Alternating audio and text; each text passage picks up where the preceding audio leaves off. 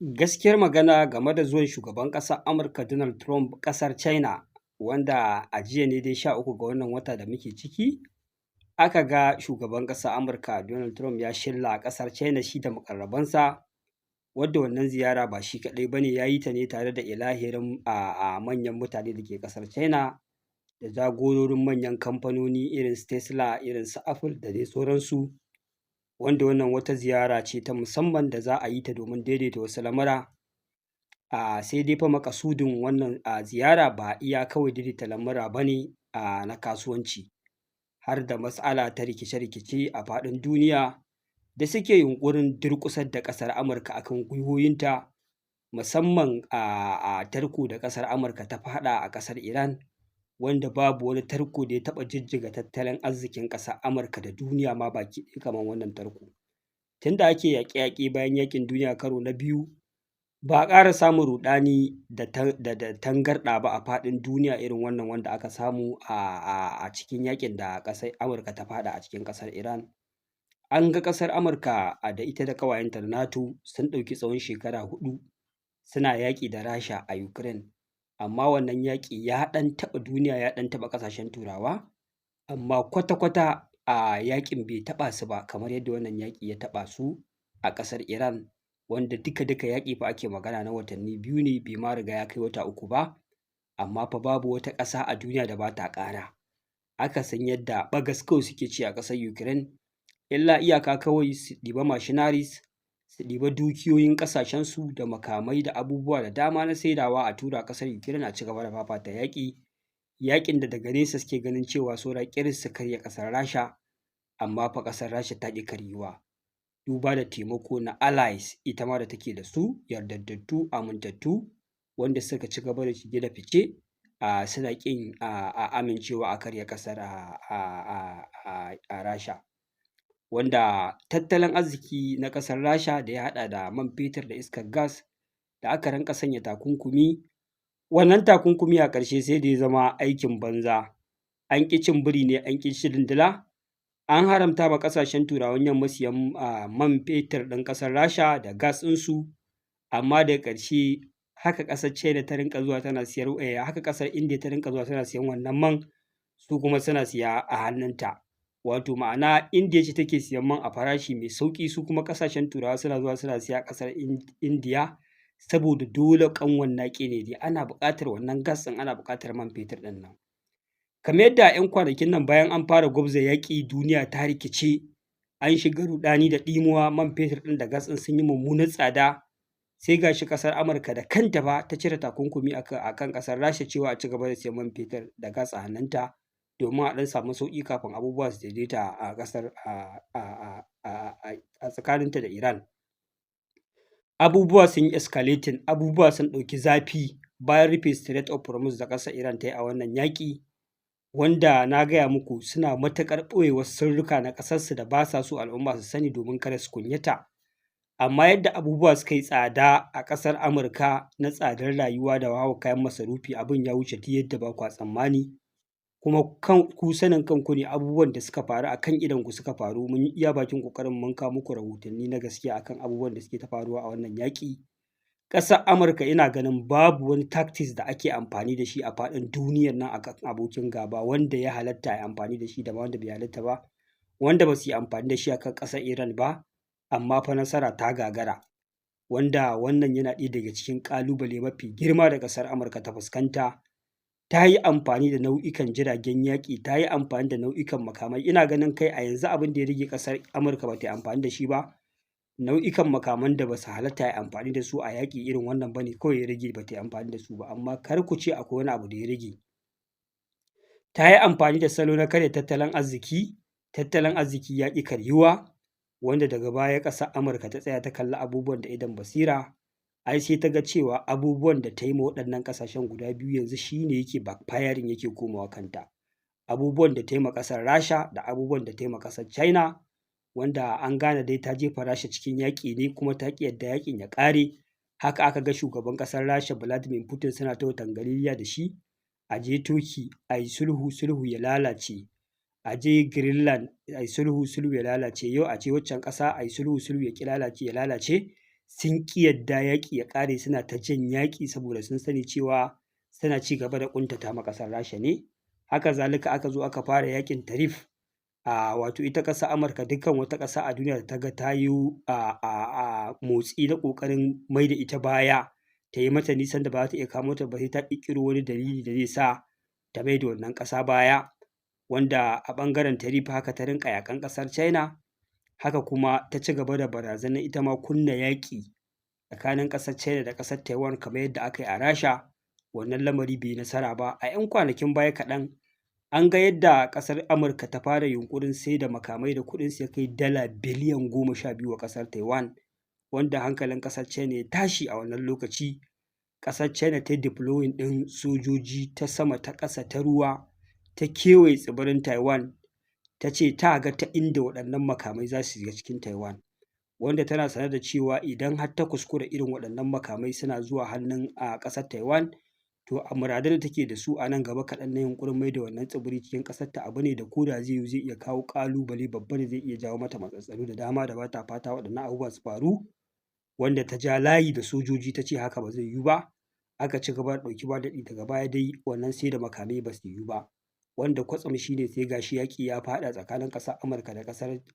Iran, wanda ita ma ƙasar China ta zo ta yi ruwa da tsaki ta shiga ta samu ta riƙe ƙasar Amurka. Haka ta ci gaba da taimakon ƙasar China, ƙasar Iran da intelligence kala daban-daban da kuma saida mata makamai, wanda waɗannan makamai sun yi matuƙar tasiri a wannan yaƙi ta hanyar hana ƙasar Amurka yin nasara. Haka zalika takunkumai da ƙasar Amurka take ta sawa sai ta karya tattalin arzikin ƙasar Iran, sai ta kawo ta kan teburin sulhu, sai ta yi submitting. Ƙasar China tana ɗaya daga cikin ƙasashen da suka taka rawar gani suka hana waɗannan abubuwa su faru, ta hanyar ci gaba da siyan ɗanyen man fetur ɗin ƙasar Iran, wanda na bayyana muku cewa kaso 90% na man fetur ɗin ƙasar Iran, saboda an sa takunkumi an hana kowa siyan manta, ƙasar China ce take siya waɗannan mai. Haka zalika an ci gaba da harkar kasuwanci ta titin jirgin ƙasa tsakanin China da Iran, wanda hakan ya sa duka duk wani abu da ƙasar Amurka ta yi amfani da shi don ya tasiri, ya ƙi yin tasiri na karya tattalin arzikin ƙasar Iran, wanda hakan yana matuƙar girgiza ƙasar Amurka. Gashi ta riga ta shiga yaƙin da ya gagara a yi nasara. Iran ta rufe Strait of Hormuz, ba iya Amerika ba ce kawai take cikin ƙalubale, sauran ƙasashen duniya suna ciki. Duk wata hanya da ƙasar Amurka ta biyo tana so ta yi nasara a ƙasar Iran ta gagara yin nasara. Abubuwa suna ta ja baya, ƙasƙanci yana ci gaba da fuskantar ta, wanda wannan dalili da ya sa ƙasar Amurka ta gane cewa fa babu sarki sai Allah.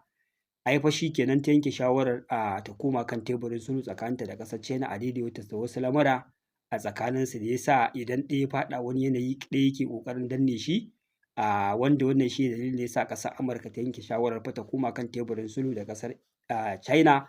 a zo a daidaita. Wato wasu abubuwa da ƙasar Amurka ta daɗe tana yi na ingiza ƙasar Taiwan da saida mata makamai da abubuwa da dama da take yi da ƙoƙarin karya tattalin arzikin ƙasar China,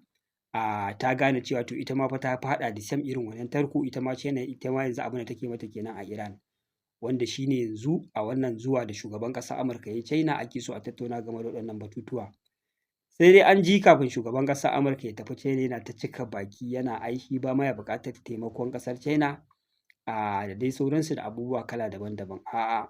wannan farfaganda ce, wannan ƙifaɗi ce da aka san a ƙasar Amurka kuma shugabanninta da suka saba yi.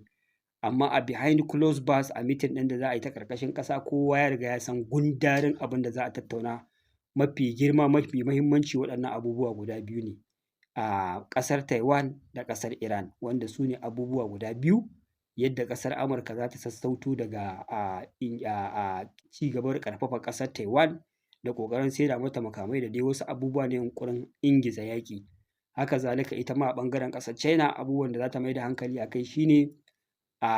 za ta sarrafa ƙasar Iran a buɗe Strait of Hormuz, yaƙi ya ɗan samu ya zo ƙarshe, ƙasar Amurka ta kuɓuta daga tarkon da aka ɗana mata da yake ƙoƙarin karya tattalin arzikinta.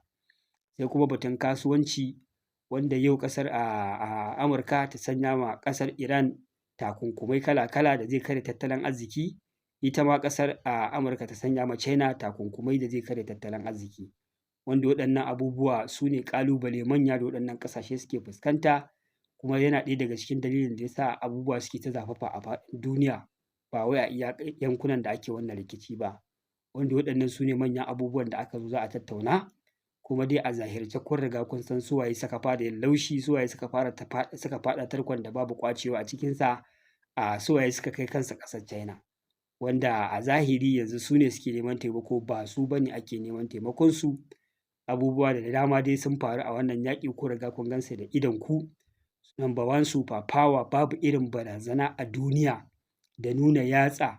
da ba ta yi ba, da dukkan neman wata gaɓa da lago da za ta samu ta karya ƙasar Iran, amma ta kasa, wanda wannan abu na ɗaya daga cikin abubuwan da ya girgiza ta. Idan aka bayyana muku halin da ƙasar Amurka ta tsinci kanta a ciki a cikin ƙasar ta kaɗai, abin zai ba ku mamaki. Kun sani they are master of covering up, ba sa yarda dukkan wani sirri nasu ya bayyana, sai dai idan abin nan nasara ne. Amma tabbas fa ƙasar Amurka ta ɗauko ruwan dafa kanta, ta ɗauko dalaba gammo.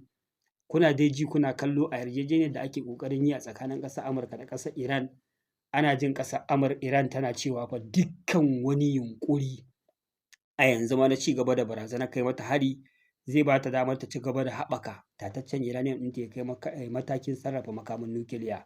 wanda kai daga jin wannan maganar ka san cewa dukkan wata barazana ko wani yunƙuri da ƙasar Amurka take amfani da shi, wannan barazana ta zo ƙarshe. Yanzu ita ake mata barazanar da ma tabbas idan ta ci gaba da matsawa, wannan barazana ta tabbata. Dama da menene kuke ba mu tsoro, kuke mana barazana, za ku harba mana makami, za ku shafe mu, za ku mana kaza? To fa da zarar mutum ya mallaki makamin nukiliya, duk duniya ba wanda ya sai ɗaga maka yatsa, babu shi a faɗin duniya. Kowa ya riga ya san hatsarin nau'in wannan makami, idan aka harba shi ga irin abubuwa da zai janyo, kai ƙasan ma noma sai ta shafe shekara 50 bata farfaɗo ba. Ga kuma rayuka da ba makawa kawai sun tafi kenan har abada, babu wani abu da za ka tsira daga shi, sai dai waɗanda suke attajirai ne sun shiga bunkers na ƙarƙashin ƙasa da sauransu, su ne za su iya tsira. Amma fa ilahirin al'ummar da aka jefa mata wannan makami, an san me zai faru da ita. To ƙasar Iran an kai matakin da take cewa fa dukkan wani yunƙuri na kai mata farmaki zai ba ta dama ta haɓaka uranium ya kai 90% yadda za ta iya ma ƙera makaman nukiliya da shi, wanda wannan gaba na ɗaya daga cikin gaɓar da ita ce gaba ta ƙarshe. Babu wani abu da ya rage illa iyaka dole ƙasar Amurka ta yi kwaɗa a zo teburin sulhu a daidaita wannan lamari. Amma idan ya kasance ita ce za ta ce ta haƙura da wasu abubuwa, za ta ƙara kunyata, za ta ƙara tutarta, dole ta je gaban ƙasar China ta gurfana, ta nemi taimako, ta sassauto da ra'ayoyinta, a daidaita sa yaƙi ya ƙare. Jama'a, wannan shine gurin da nake ce muku fa wallahi sai an zo shi, kuma gashi an zo shi ɗin dole. Na gaya muku babu hanyar da ƙasar Amurka ba za ta bi ba domin ta ga ta riga ta yi nasara kafin zuwa wannan rana. Gashi har an zo ga wannan rana, ƙasar Amurkan ba ta yi nasara ba, kuma ta zo ta gurfana a gaban ƙasar China. Za a ci gaba da tattaunawa domin abubuwa su daidaita, a kawo ƙarshen wannan yaƙi. Jama'a, wannan shine prediction, hasashe, duka abubuwan da muka lissafa muku za su faru, gashi nan yanzu sun riga sun faru a idonku, ba a je ko ina ba. Ƙasar Amurka dole sai da ta sa gwiwanta a ƙasa, ta nemi taimakon ƙasar China domin a taimaka mata a kawo ƙarshen wannan yaƙi. Ina da tabbacin bayan wannan tattaunawa da ake a ƙasar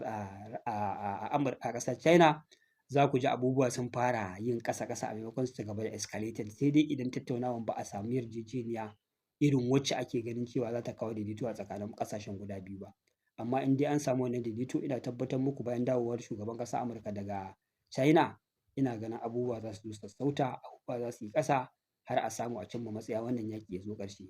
Jama'a, wannan shine halin da ake ciki. Na ji abubuwa da dama da suke shirin faruwa har dai a cikin wannan yarjejeniya tsakanin ƙasar Amurka da ƙasar China, akan yadda Elon Musk yake sarrafa